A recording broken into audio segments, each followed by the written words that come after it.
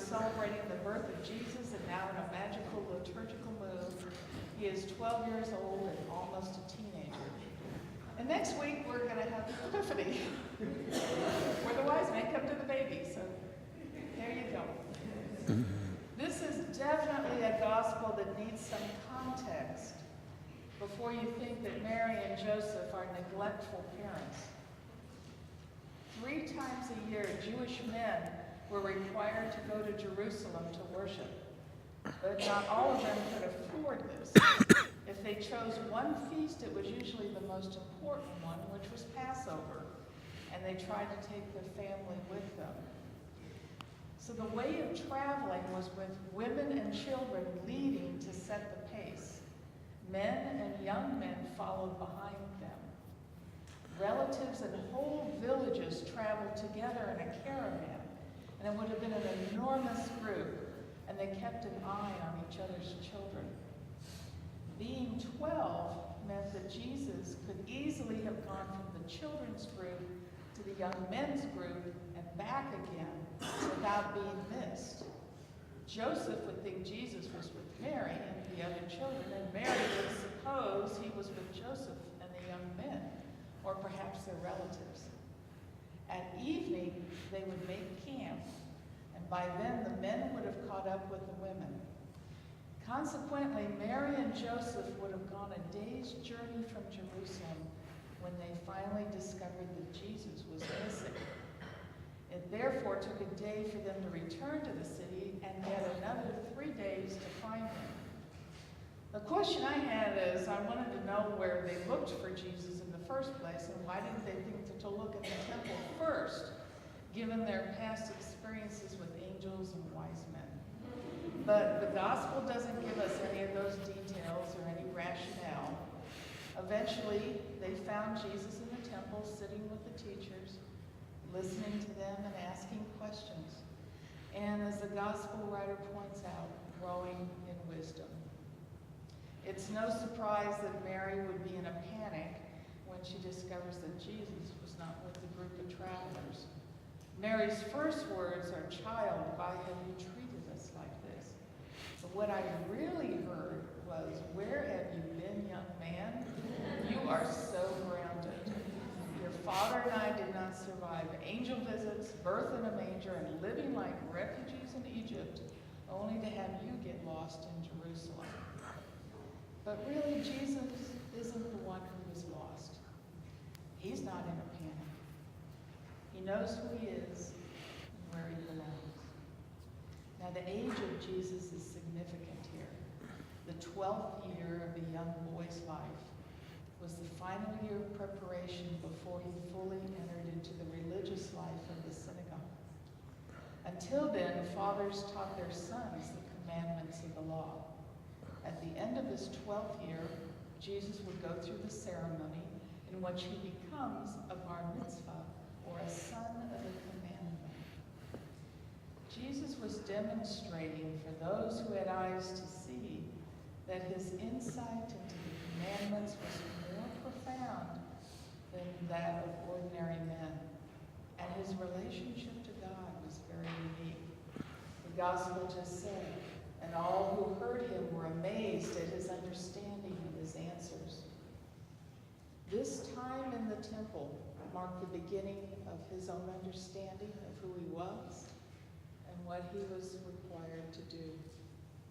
Jesus recognized his unique sonship to God, and that his mission would require of him a devotion to God's purposes so great that it took precedence over even the closest of family ties. Spiritually, Jesus moved from Mary and Joseph's home to the Father's home. Now, this wasn't a rejection of his earthly parents, but a reprioritizing of relationships. It is what he would later ask of Simon and Andrew and James and John when he said, "Follow me," an invitation to leave their homes, their nets, their fathers, and move to a different place, live a different life, see with different eyes. Today's gospel is a story about growing up, But it's not about Jesus growing up. It's about Mary and Joseph growing up. It's about you and me growing up. And growing up is not about how old we are.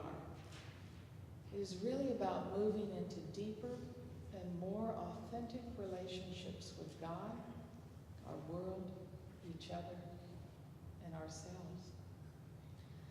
Jesus is the one who grows us up, and he is the one who will grow up Mary and Joseph. Children have a way of doing that to their parents. They challenge us to look at our world, our lives, and ourselves in new, different, and sometimes painful ways. That is exactly what happens when Jesus asks his mother, "Why were you searching for me? Did you not know that I must be in my Father's house?" Jesus invites us, guides us, and grows us up into that home that is his Father's house. It is there that we can know ourselves and each other to be God's beloved children, created in God's image. In this home, our place of the banquet is set. It is a home in which we live in rooms of mercy, forgiveness, grace, generosity, compassion, and authentic growth almost always involves letting go. Mary's growing up meant that she would need to let go of her boy Jesus image. Jesus was born of Mary, but he was the Father's son. He was with her and Joseph, but really did not belong to them. He was about his Father's business. Growing up spiritually often involves leaving our own comfort zones, letting go of what is safe and familiar. Letting go is necessary if we are to grow in the love and likeness of Christ. To grow up spiritually means trusting that who we really are is who we are in God. Growing up means that we stop relating to one another by comparisons or competition or judgment, and really beginning relating to each other through love, self-surrender, vulnerability. It really means letting go of fear about the future and discovering that God is here in the present and that all shall be well. Growing up means we stop dwelling on past guilt, regrets, and sins, and accept the mercy and forgiveness of God and each other. It means that we see life as intimately related to and dependent on each other. So we return to Mary's question to Jesus. "Child, why have you treated us like this?" And perhaps the answer to Jesus, to her, and to all of us is, "Because I love you. I love you enough to grow you up and to find you when you are lost and to bring you with me into my Father's home." Now, the poet Gibran wrote a beautiful piece on children in his book, The Prophet, that touches on our Gospels theme today. I'll leave you with this poem. Your children are not your children. They are the sons and daughters of life's longing for itself. They come through you, but not from you. And though they are with you, yet they belong not to you. You may give them your love, but not your thoughts, for they have their own thoughts. You may house their bodies, but not their souls, for their souls dwell in the house of tomorrow, which you cannot visit, not even in your dreams. You may strive to be like them, but seek not to make them like you. For life goes not backward, nor tarries with yesterday. You are the bows from which your children as living arrows are sent forth. The archer sees the mark upon the path of the infinite, and he bends you with his might, that his arrows may go swift Let your bending in the archer's hand be for gladness.